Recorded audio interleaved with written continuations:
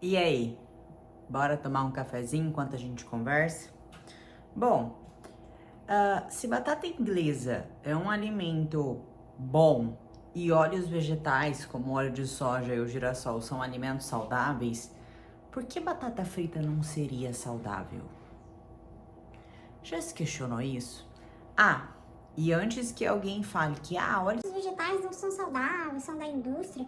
O que a gente mais tem de evidência científica hoje é que os óleos vegetais ali, o óleo de soja e o óleo de girassol, por serem ricos em ômega 6, são aí os melhores óleos pensando em saúde cardiovascular. Mas bom, quando falamos de batata frita, estamos falando de um alimento palatável, ou seja, um alimento que é gostoso. A batata frita ela é gostosa. E a batata frita, ela é um alimento rico em amido, amido é um carboidrato, gordura, né, porque ela é frita, e também sódio, o sal ali que colocamos na batata. E um alimento palatável, normalmente ele tem a presença desses três nutrientes: açúcar ou amido, que é um carboidrato, gordura e sódio. E também são alimentos altamente calóricos. A batata inglesa cozida, ela não é tão calórica se eu comparar 100 gramas dela com 100 gramas de batata frita. E pensando nisso, eu gosto muito de uma frase para a gente compreender o porquê que a batata frita, apesar de ser nutricionalmente saudável, ela não é tão interessante no dia a dia.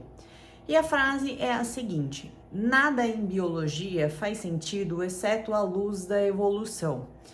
É de um biólogo russo e essa frase ela nos diz a seguinte coisa, né? Quando voltada para esse assunto de palatabilidade. Nós, como fomos moldados em um período de escassez, lá na época dos nossos ancestrais, épocas de caçadores e coletores, era um período de escassez alimentar. Então, essa falta de alimentos, essa falta de calorias, acabava atrapalhando a reprodução, ou seja, os indivíduos não conseguiam se perpetuar. Então, nós fomos moldados para preferir alimentos mais calóricos. Então, quando a gente se depara com um alimento mais calórico, a batata frita, por exemplo, eu tenho uma maior probabilidade de consumir uma maior quantidade e, consequentemente, uma maior quantidade calórica do que, por exemplo, quando eu consumo uma batata inglesa cozida. E isso tudo tem uma explicação neurobiológica. Eu não sei se vocês já ouviram, mas a gente tem um sistema no nosso cérebro que chama sistema de recompensa. É basicamente vias neurais que nos levam, né, aumentam nossa motivação para atingir os nossos objetivos, para buscar alimentos, para beber água, para se reproduzir. Então, todo o nosso comportamento que a gente executa, ele de certa forma é motivado por um fim, por um objetivo, né? Seja ele explícito ou implícito. Então, a gente vê já aqui que a motivação ela é importante. E esse mesmo sistema que a gente tem hoje de recompensa, ele foi moldado nesse período de escassez. Ou seja, naquela época, onde os indivíduos dependiam de condições climáticas, do local, da disponibilidade natural dos alimentos, era mais vantajoso eles terem uma maior motivação para buscar alimentos mais calóricos. Então vamos supor, naquela época, os alimentos calóricos eram as proteínas animais dos mamíferos, eram os tubérculos, eram as frutas e eram o mel. Não era a pizza que tem hoje, certo?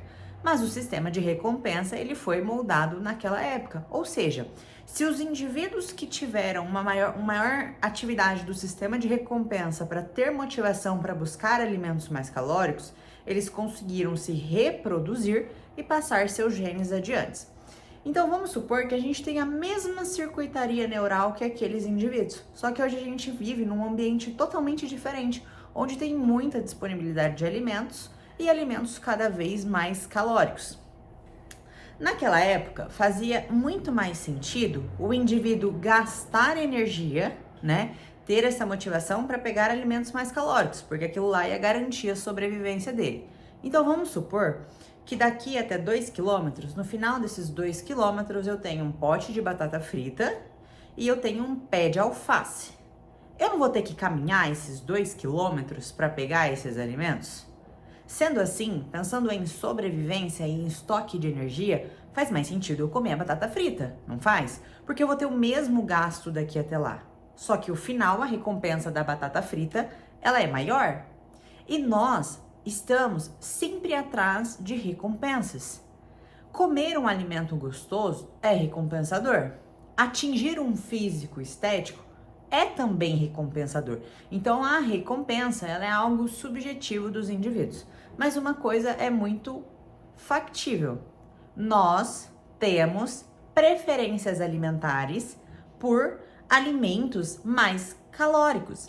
Então é muito mais fácil eu perder a mão consumindo alimentos mais calóricos, doce, pizza, lanche, batata frita, do que com alimentos menos calóricos.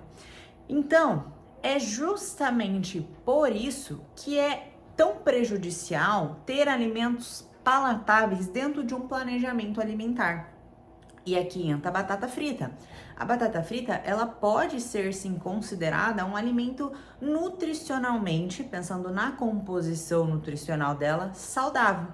Mas é interessante ter batata frita na alimentação? Não, porque essa palatabilidade dela faz com que o indivíduo consuma a mais. E aí que a gente vê a maior probabilidade desses alimentos aumentarem o peso. Não é porque a batata frita ela vai mudar o seu metabolismo e vai fazer com que você estoque toda a caloria dela em gordura. Não, mas é que por ela ser gostosa e palatável, você tem uma maior tendência, uma maior inclinação a consumir um maior volume. E por ela ser mais calórica, esse maior consumo de volume vai favorecer com que você ingira bastante calorias e a partir dessa ingestão você aumente o seu peso. E é justamente por isso que tanto a batata frita quanto os alimentos mais palatáveis, industrializados, ultraprocessados, eles têm uma inclinação a aumentar o ganho de peso. Eles estão associados com alimentos, eles são alimentos associados à obesidade, justamente por isso. Não é porque eles vão mudar o seu metabolismo e fazer com que você ganhe só gordura, não. Mas é que eles favorecem um maior consumo. E o que a gente pode tirar de insight disso daqui? Que se você pensa em emagrecimento, em saúde a longo prazo, em manutenção do peso, talvez seja mais interessante você evitar o consumo de alimentos palatáveis. Evitar não significa tirar e não comer nunca mais. Dizer que eles são proibidos, não. Significa que você precisa regular a frequência e a quantidade que você consome.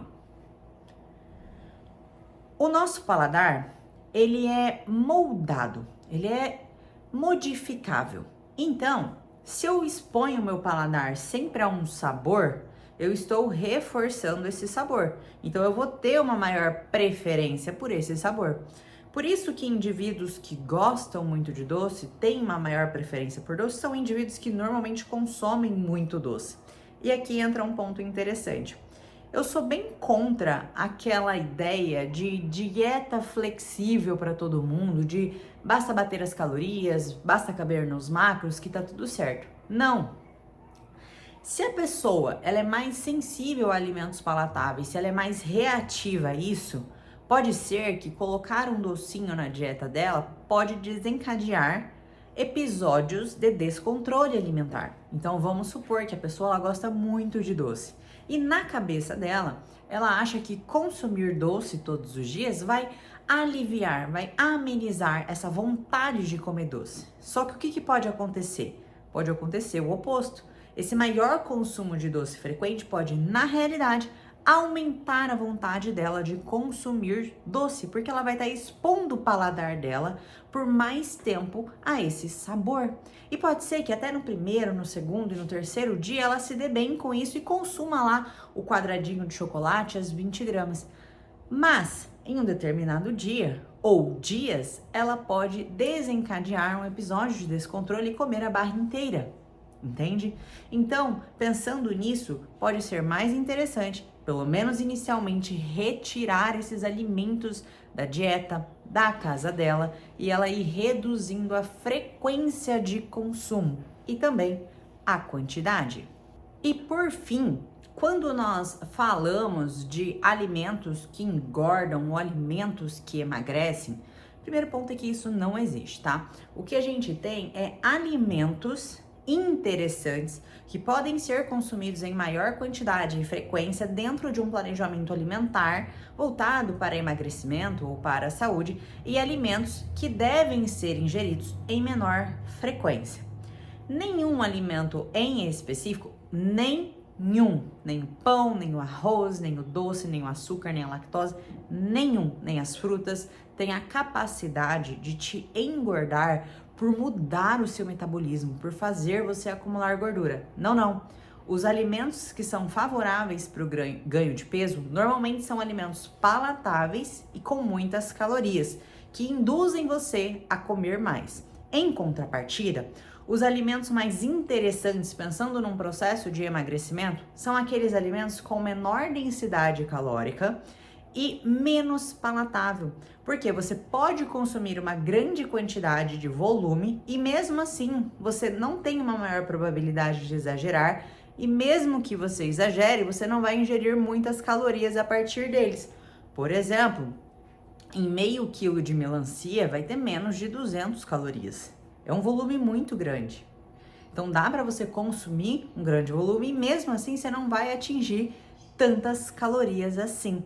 Então não existe essa ideia de alimento permitido, alimento proibido, alimento vilão, alimento mocinho. Existem alimentos que podem ser mais interessantes serem consumidos em maior frequência e alimentos que não são tão interessantes você consumir assim. Bom, eu espero que vocês tenham gostado desse vídeo. Eu quis trazer uma ideia assim mais diversificada, além dessa questão de calorias e de alimento saudável e tudo mais. Eu espero que vocês tenham gostado desse vídeo. Não esqueçam de se inscrever no canal e dar like nesse vídeo. Aguardo vocês no próximo.